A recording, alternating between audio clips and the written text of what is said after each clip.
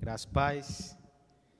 Vamos abrir as nossas Bíblias em João capítulo 11 novamente. Nós daremos continuidade ao texto da semana passada, para que você mate um pouquinho da saudade das séries, expositivas que estão suspensas por hora. João capítulo 11, a partir do verso 17 até o verso 46. Como é um pouco extenso o texto, nós iremos ler conforme a pregação for avançando, certo? Mas deixe aberta a sua Bíblia.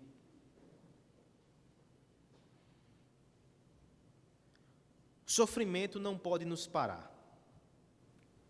O sofrimento não pode nos parar porque ele não representa a ausência do amor de Deus. E nas mãos do Senhor, ele é um instrumento para a glória de Deus ser revelada e para que a nossa fé aumente diante dessas circunstâncias. O sofrimento não pode nos parar, porque ele não parou o nosso Redentor, que o enfrentou em nosso favor. Sofrimento algum pode deter Cristo, mas ele sim pode deter, acabar e afastar o sofrimento. Como? É isso que veremos hoje, na continuidade do relato da semana passada. João capítulo 11, versos 17 e 18, para introduzirmos a nossa passagem. Acompanhe a leitura. Chegando Jesus, encontrou Lázaro já sepultado havia 4 dias. Ora, Betânia estava cerca de 15 estádios perto de Jerusalém. Cristo chegou, observou aquela cena, como ele agirá agora, será o alvo da nossa meditação. Vamos pedir graça ao Senhor mais uma vez. Pai bendito, pedimos por misericórdia que ilumine os nossos olhos para enxergar a beleza e a glória de Cristo nessa passagem. Que Ele seja o nosso conforto e que a nossa alma aporte nesse porto seguro. Para a glória dEle, para a nossa alegria, no nome dEle que clamamos. Amém. Desde a semana passada, nós já pontuamos de forma muito convicta que o sofrimento não pode parar o cristão. No entanto, se aliado a essa conclusão, entendermos também que o sofrimento não vai cessar, estamos colocando nosso coração diante de um estado de agonia contínua. Isso não é bom. Imagine uma dor de cabeça que não dá trégua, um dente latejando noite e dia, uma perturbação na alma ininterrupta, agressões insistentes, traições recorrentes, uma solidão que não nos deixa sozinhos por um instante sequer. Terrível, não é?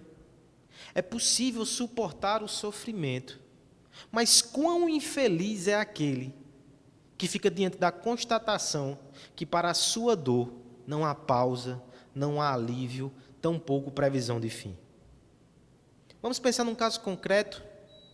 A dor que tem nos tocado como sociedade, como família e como igreja. A pandemia do Covid-19 e as suas consequências sociais e políticas. Suas consequências econômicas. Será que um dos piores fatores em toda essa crise não é exatamente a ausência de uma concreta previsão para o término desse problema? Essa não é uma das suas facetas mais assustadoras e angustiantes? Porque é possível suportar o isolamento social por um tempo. É possível nos preparar para encarar um tempo de privações e de dificuldades econômicas. É possível encarar dias de medo, evitar os abraços e os toques que tanto gostamos. É possível habituar-se até com máscaras, álcool, gel, sabão. No entanto, não é possível suportar nenhuma dessas coisas enquanto não há a mínima previsão de quando isso vai cessar. Você quer uma prova disso? Veja como o próprio isolamento arrefece quando não há essa previsão. Mas eu tenho boas novas aqui, que aplicam-se a essa circunstância específica, mas que vão além dela. O nosso Cristo não somente nos garante que o sofrimento não irá nos parar, como também acalanta o nosso coração na certeza que Ele fará o sofrimento cessar. Alimentemos, portanto, a nossa alma nessa fonte que jorra esperança, que fortalece os nossos braços para enfrentar o amanhã, porque mesmo que Ele traga sofrimentos, a palavra nos garante que o nosso Cristo nos assistirá, nos ajudará e afastará, por fim, o sofrimento da nossa vida. Como Ele faz isso? O texto aqui vai nos ilustrar um pouco do caráter e do comportamento de Cristo. João 11 é um texto forte, que nos coloca diante daquele momento que o Salvador derrama as lágrimas. Nós veremos inclusive esse verso hoje, o verso 35. Mas nós percebemos também que no meio dessa circunstância, nós não temos somente lições passivas, como na semana passada. Não se desespere, confie, espere. Nós temos lições ativas no que diz respeito à intervenção e à ação de Cristo. Nós veremos agora Ele indo ao encontro da família amada.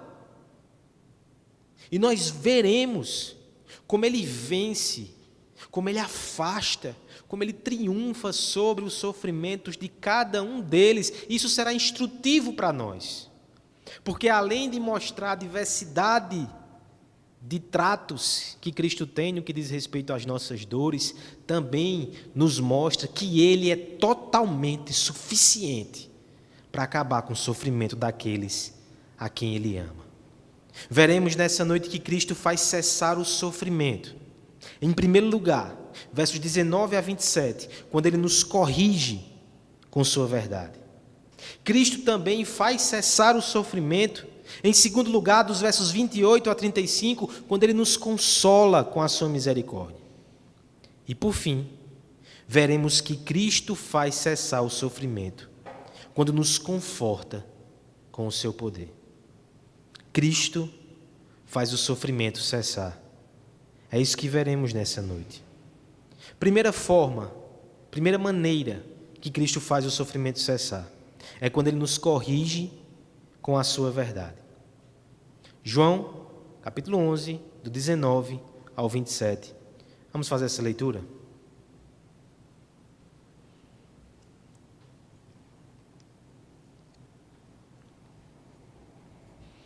Muitos dentre os judeus tinham vindo ter com Marta e Maria para as consolar a respeito do seu irmão.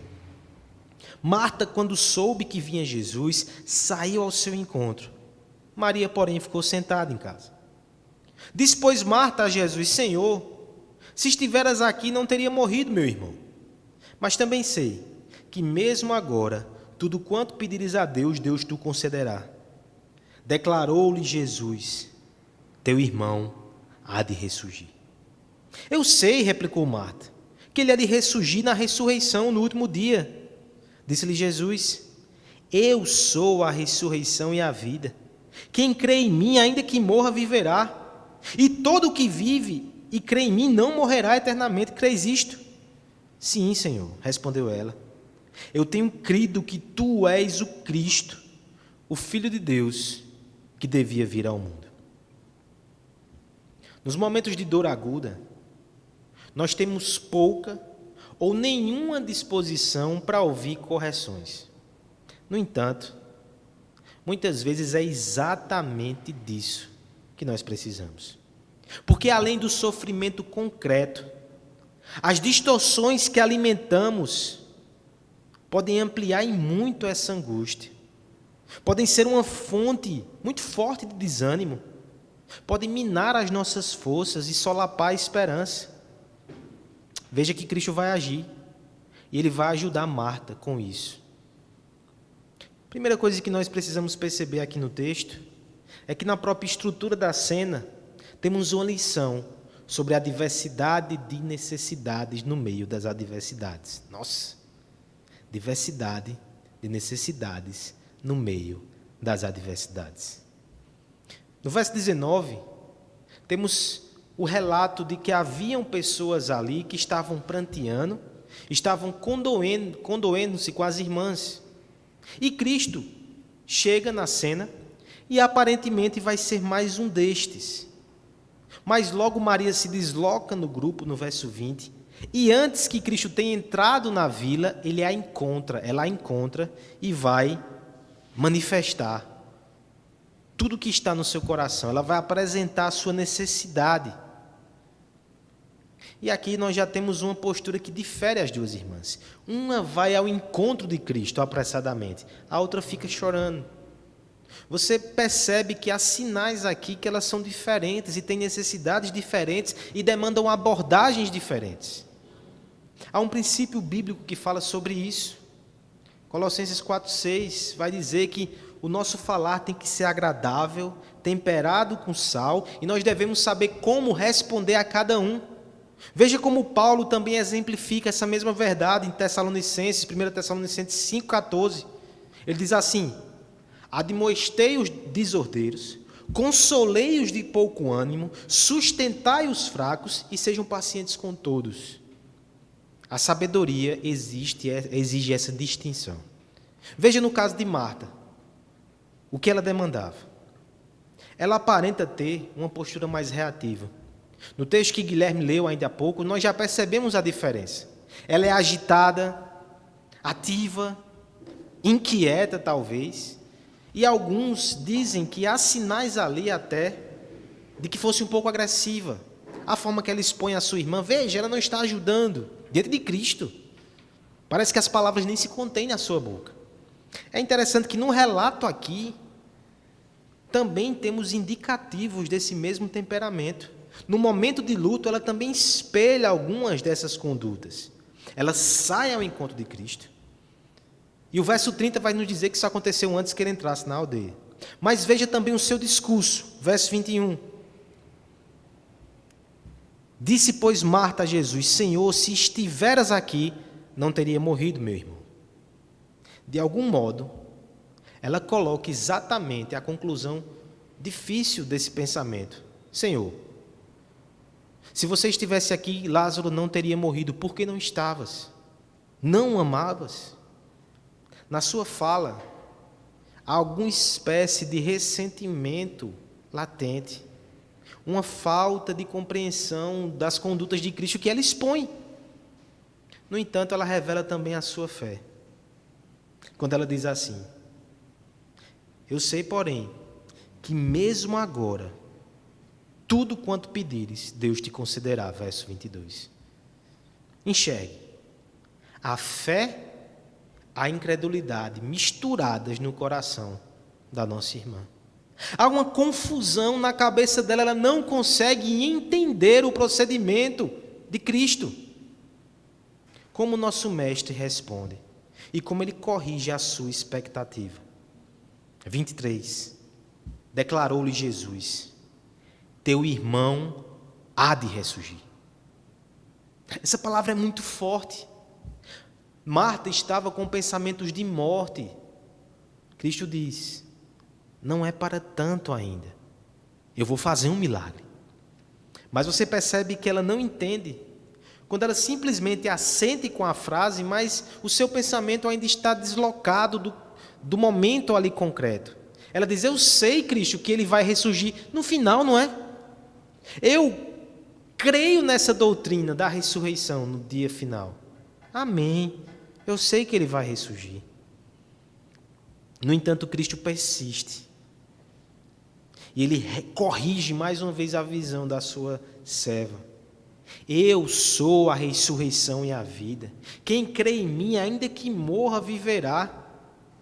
Quem crê em mim não morre, vive eternamente.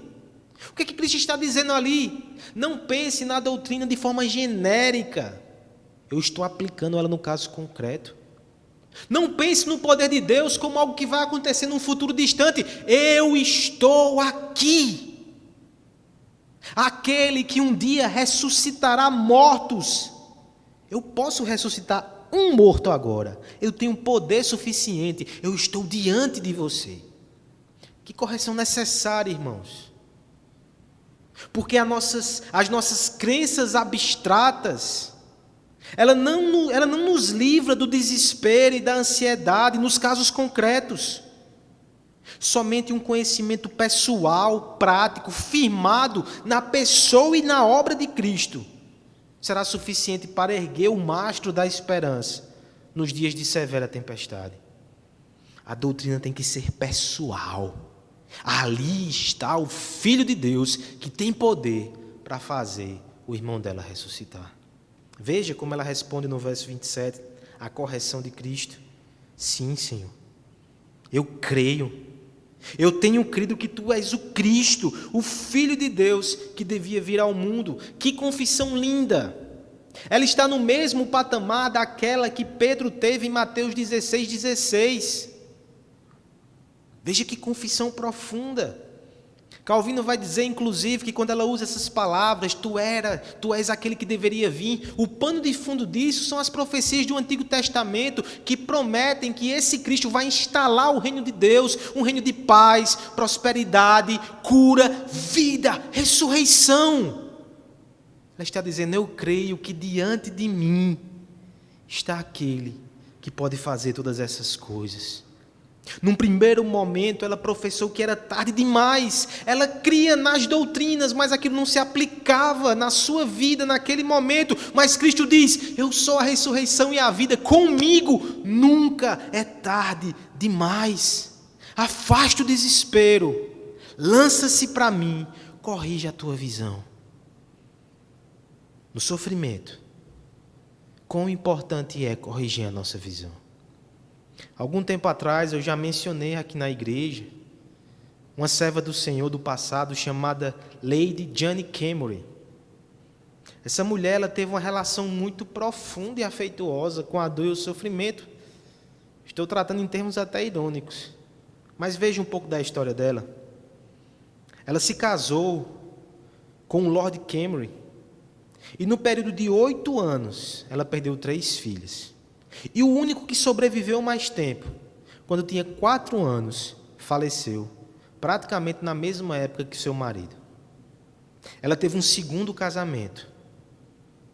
E este homem também faleceu num período curto de tempo. Ela era pastoreada por Samuel Rutherford, um servo de Deus muito conhecido na história da igreja. E esse homem escreveu algumas cartas para realinhar a sua visão teológica. Isso é um alento para nós em tempo de isolamento. Naquela época, a tecnologia da carta ajudava no pastoreio. Se você recebeu uma mensagem do WhatsApp, entenda que você também pode corrigir a sua visão através dela. Agora veja os termos que aquele pastor redirecionou os olhos dessa mulher que padecia em meio a tanto sofrimento. Ele escreveu assim, um dos trechos. Estejais contentes em passar pelas águas ao teu redor e gloriar-se nele, segurando em sua mão, pois ele conhece todas as vals. Quando levantares os teus olhos naquela direção e deres uma olhada na cidade de ouro, haverás então de dizer, 24 horas habitando neste lugar, vale mais do que 70 anos de tristeza sobre a terra. Em todo o seu proceder com os seus filhos, Deus almeja levá-los a ter um elevado desprezo e uma inimizade mortal pelo mundo, a fim de que estabeleçam um valor elevado a Cristo e pensem nele como aquele que não pode ser adquirido com ouro e que é digno de que lutemos por ele. Não é por nenhum outro motivo que o Senhor tira de ti deleites terrenos que ele dá a outros. É para que tu sejas completamente dele. Aceita a vontade do Todo-Poderoso e deixa que a cruz do teu Senhor Jesus receba o teu submisso e o teu resoluto amém. Que desafio, irmãos.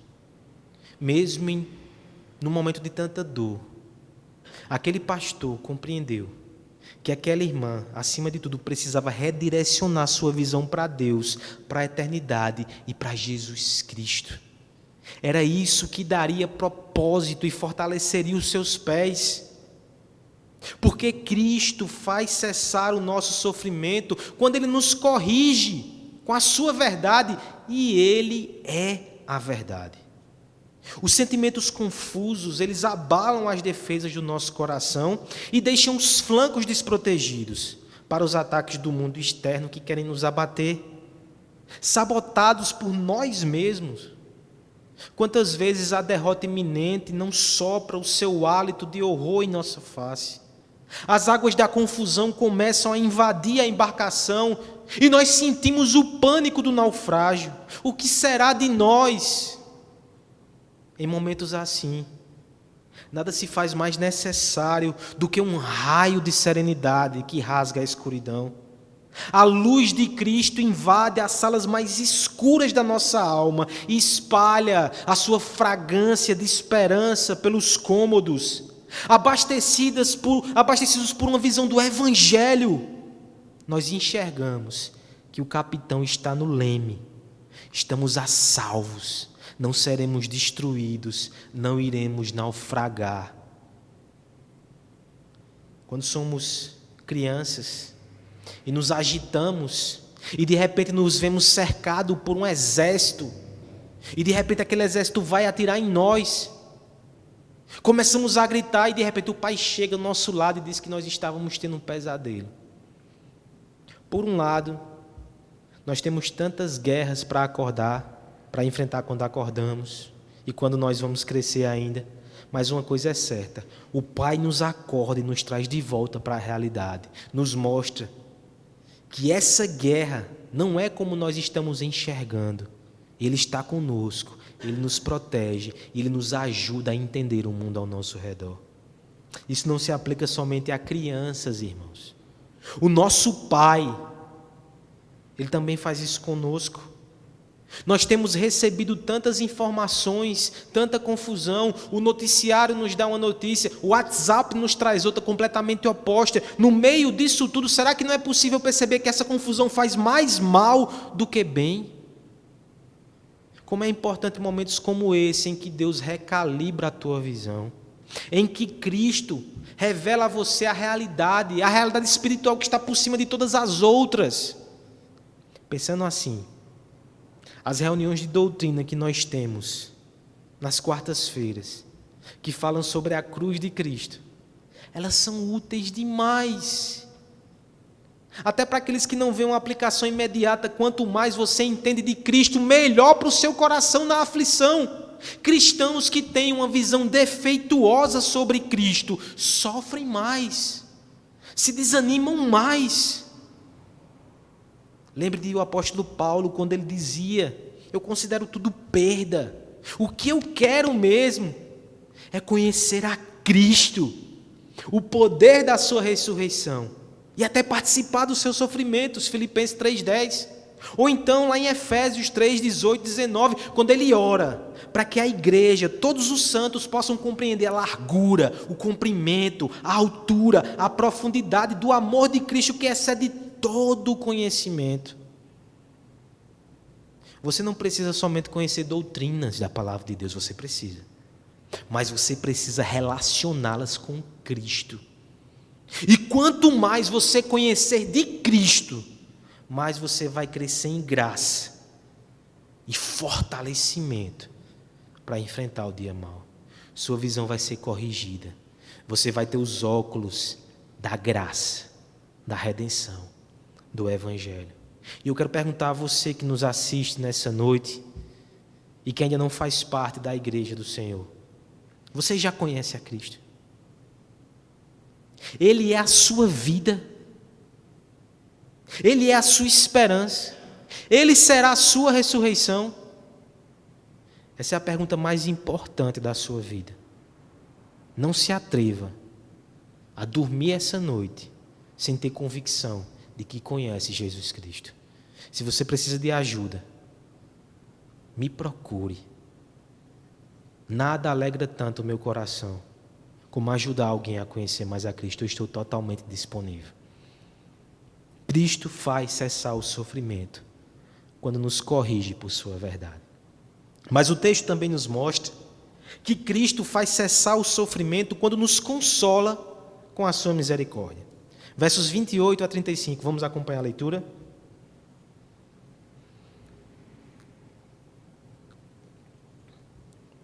Tendo dito isto, retirou-se e chamou Maria, sua irmã, e lhe disse em particular: o mestre chegou e te chama. Ela, ouvindo isto, levantou-se depressa e foi ter com ele, pois Jesus ainda não tinha entrado na aldeia, mas permanecia onde Marta se avistara com ele. Os judeus que estavam com Maria em casa a consolavam, vendo-a se levantar depressa e sair, seguiram-na, supondo que ela ia ao túmulo para chorar. Quando Maria chegou ao lugar onde Jesus estava, ao vê-lo, lançou-lhe aos pés, dizendo: Senhor, se estiveras aqui, meu irmão não tinha morrido. Jesus, vendo-a chorar, e bem assim os judeus que a acompanhavam, agitou-se no espírito e comoveu-se. E perguntou: onde o sepultaste? Ele lhe respondeu: Senhor, vem ver. Jesus chorou. Então disseram os judeus: vede quanto o amava. O sofrimento é uma casa grande com muitos aposentos. Alguns ambientes são mais agitados e calorosos, e nestas salas há espaço para diálogo, discussão e correção. Podíamos chamar eles de ambiente Marta. Mas há também quartos mais escuros e frios, onde o silêncio impera e a empatia impõe cautela, exigindo um tipo de comunicação que se revela através de afetos, cuidados, mas sem fazer uso de palavras, sentenças e explicações. Cristo sabe muito bem disso. E Ele vai nos revelar nesse texto agora também essa faceta do seu ser. Veja como o perfil de Maria é diverso. No texto lido pelo nosso irmão Guilherme, a gente contempla isso. Enquanto Marta, agitada, faz as coisas, corre de um lado para o outro, Maria fica simplesmente contemplando, fica nos pés de Jesus. Nós temos ali alguém que se revela como mais sensível, talvez tímida, certamente contemplativa, propensa a sentir, guardar, chorar. O relato nos encaminha também nessa direção no texto. Ela não corre até Jesus, ela espera ser chamada. Ela estava chorando. Veja, esse temperamento de Maria é tão destacado e tão notável que quando Marta sai, ninguém vai atrás. Quando Maria se levanta, nós lemos no verso 31 que os judeus a acompanham, pensando que ela vai lamentar-se dentro do túmulo e vão fazer isso com ela. Esse era o temperamento. Veja que quando ela chega perto de Jesus, ela repete as mesmas palavras da sua irmã. Se estiveras aqui, meu irmão não teria morrido. Mas o contexto é totalmente outro. Assim que ela fala, ela não o encara e trava um diálogo. Ela desaba. Ela se coloca aos seus pés. Esse era um lugar que Maria gostava de ficar. Implicava adoração e submissão. Mas nós sabemos que nessa cena há uma fé que desaba, mas o faz aos pés do seu Redentor. Ela está precisando de ajuda. E o problema dela não é uma inquietação diante das dúvidas, como fora com Maria. É a angústia do sofrimento que a faz desfalecer. Veja quão maravilhoso Cristo é. O texto vai dizer que o seu coração agita-se e se comove. O coração de Cristo é aberto diante de nós. E o que contemplamos ali é compaixão. Os hipócritas temem que seu coração seja revelado. Mas quando nós observamos o coração de Cristo, ele é lindo, ele é maravilhoso, ele está comovido. Ele pergunta em seguida onde está o túmulo. E ao chegar no túmulo, como um ato de sentimentos que ele tem por Lázaro, mas também por Maria e por toda aquela cena, ele chora. Temos tantas implicações teológicas no choro de Cristo que veremos daqui a pouco, mas por hora nós queremos destacar um aspecto. Aquele choro, inclusive, comprova como ele amava. Verso 36 vai indicar isso. Perceba a misericórdia em ação. Primeiro, ele comove-se, mas ele não fala. Ele não trava um diálogo. Nesta omissão, nós percebemos uma grande ação, porque tem coisa mais difícil para um mestre ou para um pastor do que não falar. Cristo não fala. E depois ele age. A sua empatia é revelada, como diz Spurgeon, não apenas em palavras, não somente em atos, mas é tão tenro esse sentimento que do coração ele transborda e torna-se concreto por meio de lágrimas. Cristo está mostrando ali na prática que ele chora com os que choram. Hoje de manhã nós vimos uma demonstração de como essa compaixão ela faz parte do ser de Deus. O profeta Elias, num momento de frustração, angústia, medo e dor, ele é consolado pelo Senhor. Ele vai para o deserto, Deus o alimenta e não fala nada durante 40 dias. E quando fala, quando ele está no monte, na caverna escondido, ele não fala por meio do terremoto, do fogo, do vendaval, ele fala pela brisa suave. Veja como é compassivo o nosso Deus. É interessante que outro relato bíblico que podemos considerar são os amigos de Jó. Passaram dias e dias calados, o abraçando com gestos mudos. Mas, infelizmente, quando abriram a boca, descaminharam completamente a sua atitude de consolo. O nosso Cristo tanto nos corrige com a sua verdade, quanto nos consola com a sua misericórdia. E aqui vem uma palavra que precisamos considerar. Nem sempre nós sabemos como agir da forma adequada. Às vezes consolamos quem merecia ser confrontado ou precisava disso. Ou então, pior talvez, confrontamos quando a pessoa só precisava de consolo, de silêncio. Nenhum de nós, como diz Tim Keller, tem um temperamento, a paciência ou a percepção necessária para dar às pessoas o que elas precisam o tempo todo. Mas Cristo nunca é forte quando deveria ser terno. Nunca é terno quando deveria ser forte. Não é que ele seja apenas o conselheiro perfeito e maravilhoso prometido em Isaías. Ele é a própria verdade em lágrimas. Ele é a própria divindade encarnada. É esse Cristo que faz o nosso sofrimento cessar através da sua misericórdia que nos consola. Isso é maravilhoso. Nós devemos desfrutar disso. E nós devemos compartilhar disso. Nós temos tantas palavras polidas, explicações teológicas armazenadas em nosso HD. O coração, ele é tentado a explodir em palavras.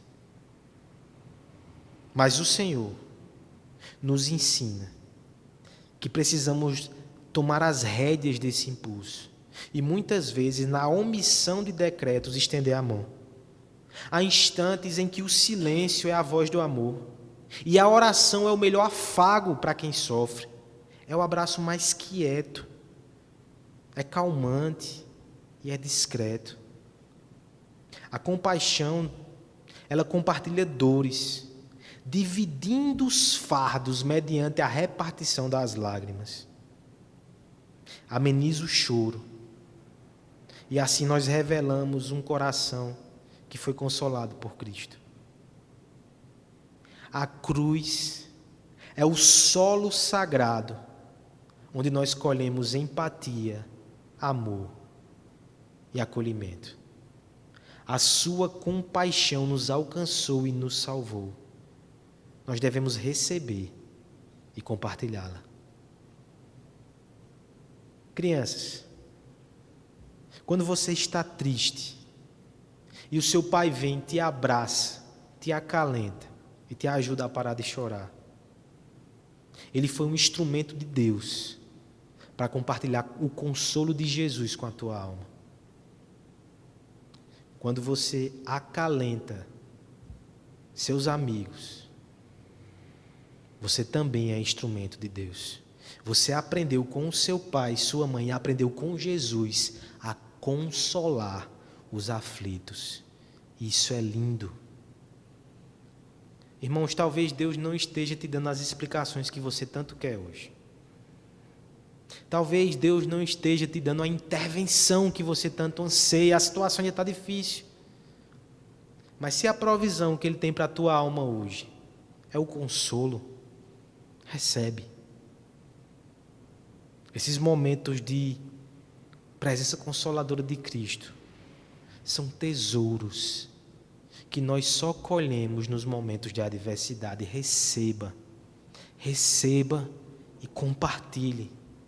Nós devemos ser consoladores como esse Cristo. E fazendo isso ainda seremos muito abençoados. Perceba o que aconteceu com os judeus na cena. Eles foram consolar e no final eles presenciaram essas manifestações gloriosas de Jesus Cristo. J.C. Ryle dizia o seguinte: talvez poucos de nós estejam cientes que um dos grandes segredos para sermos miseráveis é viver somente para nós mesmos. E que um dos grandes segredos para sermos felizes é procurarmos fazer os outros felizes e realizar o bem no mundo. Aqueles que consolam segundo o próprio Cristo, vai dizer lá em Mateus 10, 42, aquele que dá um copo de água a um dos seus discípulos pequeninos, esse não perderá o seu galardão. Console, como Cristo tem nos consolado. Isso é até testemunho, irmãos. Lágrimas de compaixão são bastante apropriadas aos cristãos, porque os tornam parecidos com Cristo. Será que no momento de pandemia que estamos passando, nós não temos uma grande oportunidade para ser compassivo com as famílias enlutadas, para ser compassivo com as pessoas que estão desempregadas, para ser compassivo com as empresas que estão fechando, para ser compassivo com as pessoas ansiosas e deprimidas por causa dessa situação, para ser compassivo com os solitários? Não faltam motivos para ser compassivos, que a igreja possa aproveitar. Não perca as oportunidades de parecer com Jesus Cristo e de revelá-lo em alguma medida ao mundo. Amigo que nos acompanha nessa noite, quando você chora, quem te consola? Será que você já viveu tempo suficiente para saber que esse mundo é frio e indiferente? Por outro lado, Cristo é compassivo e paciente. Venha para Ele nessa noite. Já é tempo de seguir a Jesus, de mudar de vida, de ser de fato um discípulo dele. Porque Cristo faz cessar o sofrimento, nos consolando com a sua misericórdia. Por último, nós veremos nesse texto, irmãos, que Cristo também faz cessar o sofrimento, quando nos conforta com o seu poder amoroso. Versos 37 a 46. Vamos ler e encerrar assim nosso texto da noite?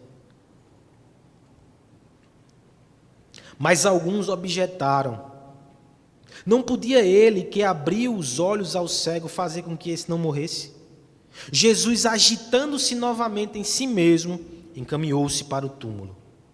Era esta uma gruta, a cuja entrada tinham posto uma pedra. Então ordenou Jesus: tirai a pedra. Disse-lhe Marta, irmã do morto: Senhor, já cheira mal, porque já é de 4 dias. Respondeu-lhe Jesus: não te disse eu que, se creres, verás a glória de Deus?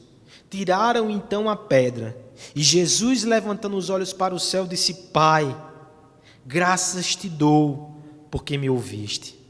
Aliás, eu sabia que sempre me ouves, mas assim falei por causa da multidão presente, para que creiam que tu me enviaste. E tendo dito isto, clamou em alta voz: Lázaro, vem para fora. Saiu aquele que estivera morto, tendo os pés e as mãos ligadas com ataduras e o rosto envolto no lenço. Então lhe ordenou Jesus: desatai-o e deixai-o ir. Muitos, pois, dentre os judeus que tinham vindo visitar Maria, vendo o que fizera Jesus, creram nele. Outros, porém, foram ter com os fariseus e lhes contaram dos feitos que Jesus realizara. A correção nos dá uma perspectiva correta. Coloca os nossos pés de volta no trilho. É extremamente útil e de grande valor para nós. Cristo o faz. A compaixão acalenta o coração dolorido. Auxilia-nos a controlar as nossas emoções. Sua importância não pode ser mensurada. Cristo o faz. Mas nenhum desses afagos põe fim de forma definitiva à dor. O conforto completo só é alcançado diante da perspectiva do fim do sofrimento. Assim, nós precisamos de um poder que garanta esse fim. Cristo o faz. Chegamos agora no momento de maior tensão no texto. A tensão já começa pelas acusações que são lançadas. Os judeus presentes fazem a seguinte indagação: se ele ama, por que ele não salvou, se ele tem poder para salvar? Veja que na boca dos crentes, isso é uma dúvida sincera. Na boca dos inimigos de Deus, isso é uma acusação muito séria. Nós estamos aqui diante de um embate filosófico profundo, uma teodiceia. Ou ele é bom e não tem poder para salvar o seu amigo, ou ele tem poder, mas ele não é tão bom assim. Ele não salvou. Veja que nesse quadro a tensão não é simplesmente externa, há uma tensão interna dentro do próprio Cristo. Verso 38 diz que ele agitou-se novamente. Prepare-se, é forte o que tem dito aqui nesse texto. As traduções mais precisas traduzem que Cristo praticamente urrou de raiva dentro do seu próprio coração. Por que isso? Pelas acusações que recebera. Nós cremos que, na verdade, é a morte. Cristo está diante da morte. E isso causa santa repulsa nele. Portanto, ele é bom. Ele tem ódio do mal.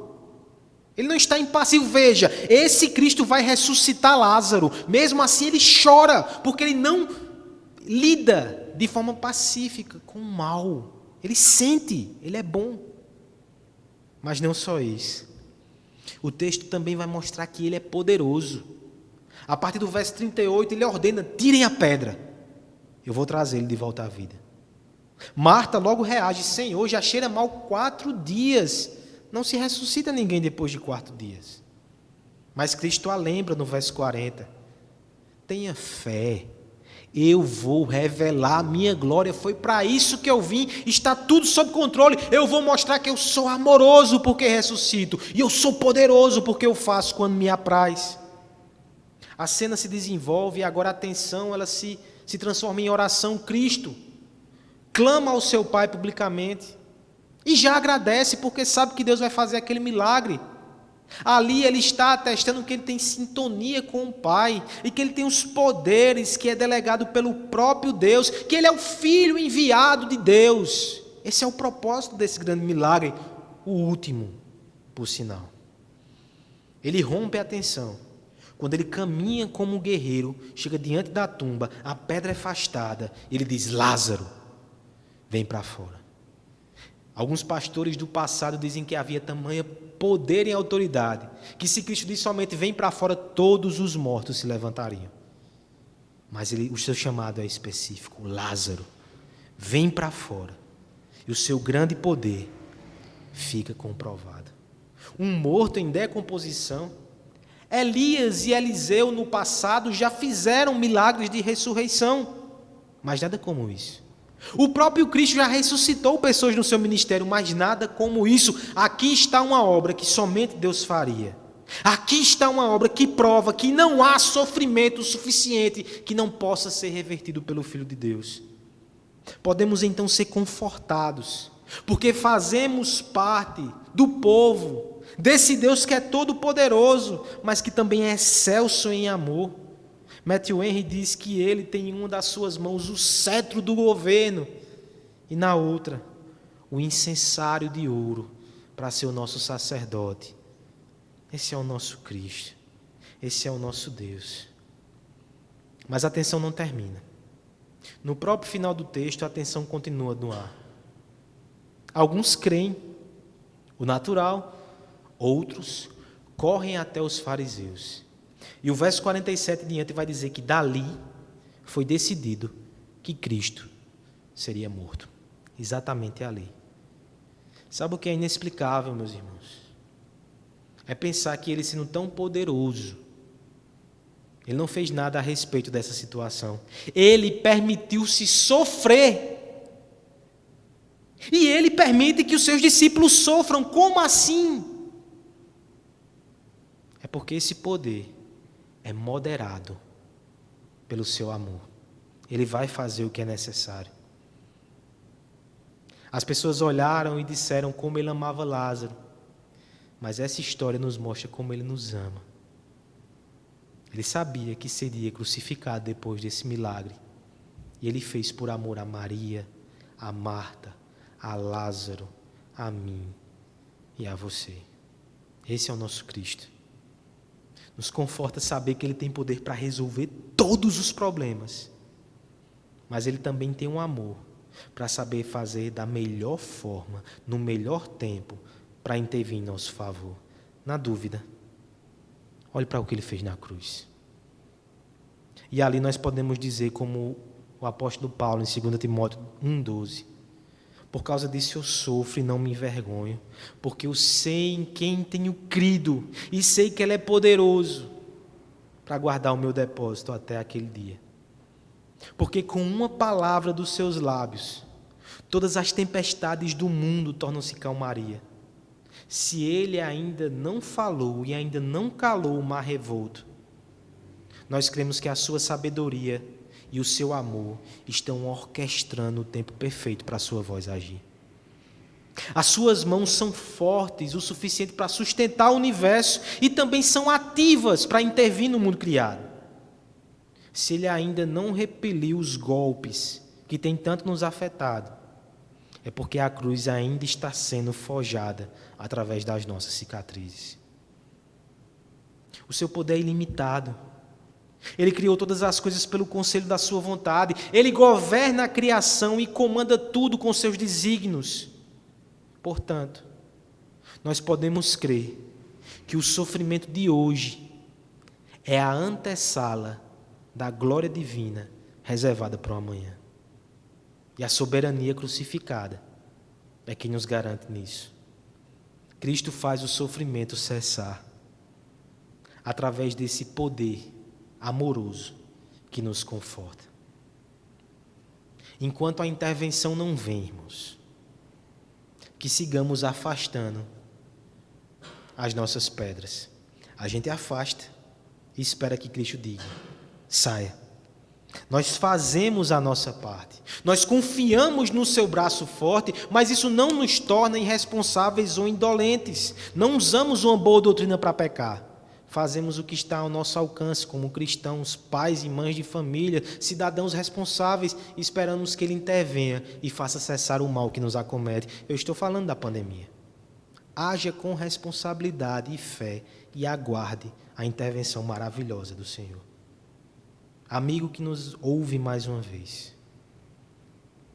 Assim como um dia Cristo disse: Lázaro, se levanta e vem. Talvez ele esteja bradando no seu coração o seu nome. Eu não quero que você se levante do sofá na sua casa. Eu quero que você se ajoelhe e entregue a sua vida a esse Deus tão poderoso, mas tão amoroso, que enviou o seu Filho para morrer, para salvar o seu povo. Faça parte desse povo e usufrua não só desse consolo, mas acima de tudo dessa salvação. O nosso Deus, Ele cuida de nós e Ele faz cessar o sofrimento. Nessa caminhada, Ele coloca alguns representantes para encenar o seu grande poder e seu amoroso cuidado. Talvez a figura mais imediata que vem à nossa cabeça são os pais. São os primeiros representantes desse poder misericordioso. Mas os pais são falhos. São figuras que representam com muita limitação o cuidado de Deus. Por favor, as avós de Aslan tapem os seus ouvidos, porque o pai vai fazer uma confissão agora para encerrar o sermão. Um exemplo bem concreto.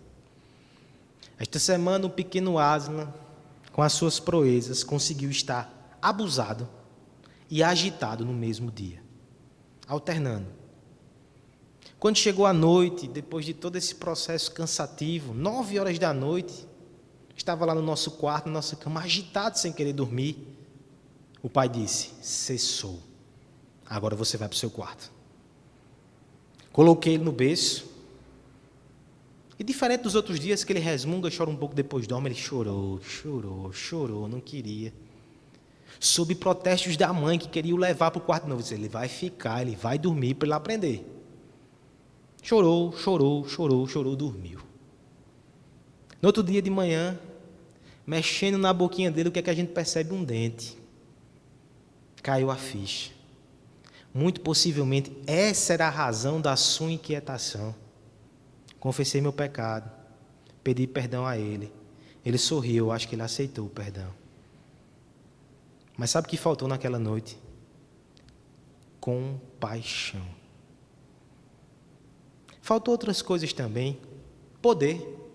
Mesmo ciente, poderia acalentar e passar uma pomadinha, mas a gente logo descobre que os pais não têm poder suficiente para fazer cessar todos os sofrimentos do filho. E em minha defesa, ontem à noite, para tentar me redimir com ele, deixei ficar na cama, sábado de noite, até 10 horas, 10h30, deu 11 horas, o menino agitado, sem querer dormir, não tinha mais dente. Levei para o berço, chorou também. Talvez não tenha sido dente.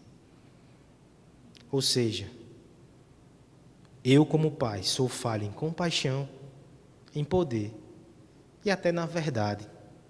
A gente tenta corrigir os nossos filhos, mas nós mesmos, com o nosso coração, nos enganamos. Sabe o que nos consola, irmãos? Que mesmo assim, quando o pequeno sente dor, ou sente medo, ou sente tristeza, é o pai que ele procura. Somos figuras extremamente limitadas, mas nós ainda representamos esse consolo divino. Imagine então, aquele que é a imagem perfeita do ser de Deus, Cristo. Cristo é a compaixão encarnada. Ele é a verdade que andou entre nós. Ele é o amor poderoso que se entregou por nós na cruz. Nele não há engano, só a verdade. Nele não há indiferença, só a compaixão. Nele não há fraqueza que o impeça de nos abençoar. Há poder, há consolo e há abrigo em Cristo. Se nós corremos para os nossos pais diante das aflições, muito mais nós devemos correr para os braços do nosso Cristo. Na verdade, é Ele que vem